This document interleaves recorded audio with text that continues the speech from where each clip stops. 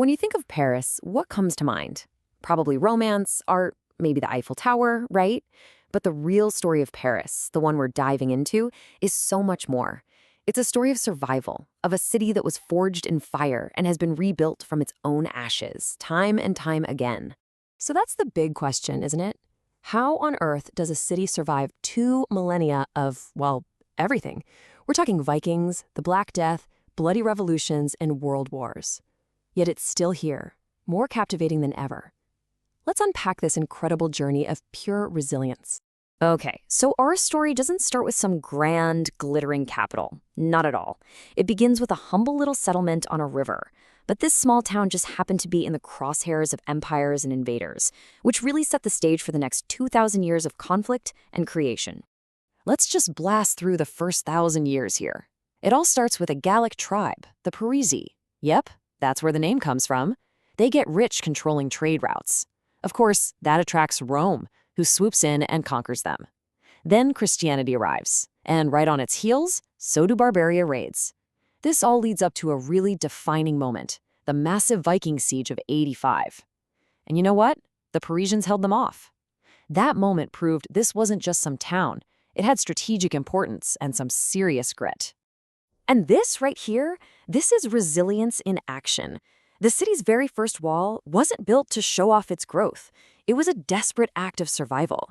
The people literally tore down their own Roman past, things like temples and amphitheaters, and used those stones to build a fortress on the central island. I mean, from its earliest days, Paris learned it had to reinvent itself, even cannibalize itself, just to survive. All right, let's jump forward to the Middle Ages. This is where things get really transformative. Paris stops being just a provincial town and absolutely explodes into Europe's largest, most important city. It was a bustling, chaotic, and incredibly ambitious place, a metropolis of faith, filth, and fortresses. So under the Capetian dynasty, the family that would basically shape France for centuries, Paris became the undisputed heart of the entire kingdom. It was the political capital, it was a religious powerhouse building these magnificent cathedrals. And with its brand new university, it was a magnet for the brightest minds in Europe. All while the right bank was just booming with commerce. Paris was truly coming alive. And think about this for a second. Today, we know the Louvre as maybe the world's most famous art museum, but it started its life as a grim stone fortress built to defend the city. And Notre Dame? It wasn't just a church. It was a massive statement piece, showing off the city's wealth and its ambition to create the most incredible Gothic architecture ever seen. But what was life actually like for the people living there? Well, this gives you a pretty good idea of the rigid social ladder. You had the nobility at the very top, right below them, the powerful clergy, who basically played by their own rules. The city's engine was the merchants and bankers, with skilled craftsmen forming a sort of middle class. But here's the kicker. The vast majority of the city's 200,000 people were poor, crammed into crowded and, frankly, unsanitary conditions. And those conditions, they came at a catastrophic cost.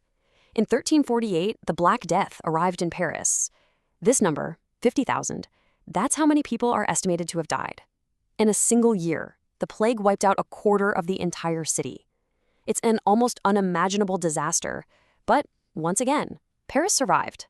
Okay, now we're heading into one of the most violent and world-changing periods in the city's entire history. This is where Paris becomes the literal stage for religious massacres, political revolution, and the rise of an emperor who would change the face of Europe forever. For decades, terrible religious wars between Catholics and Protestants had been tearing France apart, and it all came to this horrifying, bloody climax in Paris in 1572. What started as targeted killings of Protestant leaders just exploded into a city-wide mob frenzy. Thousands were slaughtered in the streets. It's truly one of the darkest chapters in the city's history. 2 centuries later, the anger boiling in the streets wasn't religious anymore. It was political. Paris became the absolute epicenter of the French Revolution. From the storming of the Bastille to the Reign of Terror, its streets literally ran with blood, as a centuries-old monarchy was torn down and the very idea of what a nation is was completely redefined. And who rises from the ashes of all that revolutionary chaos? Napoleon Bonaparte. He puts an end to the instability, seizes power, and then, in this incredibly symbolic move, crowns himself emperor right inside Notre Dame Cathedral.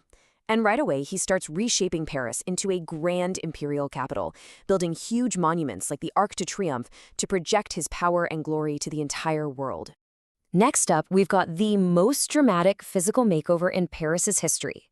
I mean, we're talking about the medieval city literally getting bulldozed to create the modern one we recognize today.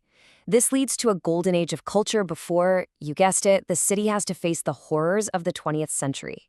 So, under a new emperor, Napoleon III, a guy named Baron Haussmann was given a simple, if massive task: modernize Paris. And he did it.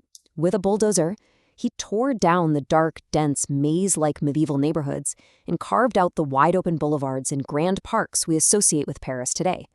It was brutal, for sure, but it was incredibly effective, and it created the look of modern Paris. And this new, wide-open city helped usher in a true golden age, the Belle Epoque, which means the beautiful era. For a few amazing decades at the end of the 19th century, Paris was, without a doubt, the capital of the world, a hub for art, innovation, and this whole new culture of shopping and leisure. And what an era it was. The Eiffel Tower? It was built as a temporary entrance for a World's Fair. Can you believe that?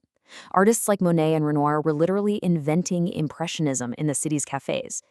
Huge department stores were changing the way people shopped forever, and creative giants from Picasso to Matisse all flocked here. This period really cemented the city's reputation as a cultural powerhouse. But the 20th century brought new kinds of darkness. Paris was under threat in World War I, and then it suffered the deep humiliation of Nazi occupation for 4 long, terrible years during World War II. It was a time of fear and repression, but the city's spirit of resistance never, ever died, and it all culminated in its joyous liberation in 1944. So after all this fire and rebirth, what is Paris today? You know, it's not just a place on a map, it's an idea. It's a collection of legacies that have been built up over 2,000 years of struggle and triumph. So what is that legacy? Well, sure, it's a global capital of culture, of art, fashion, and food. But it's also this incredibly powerful symbol of revolution.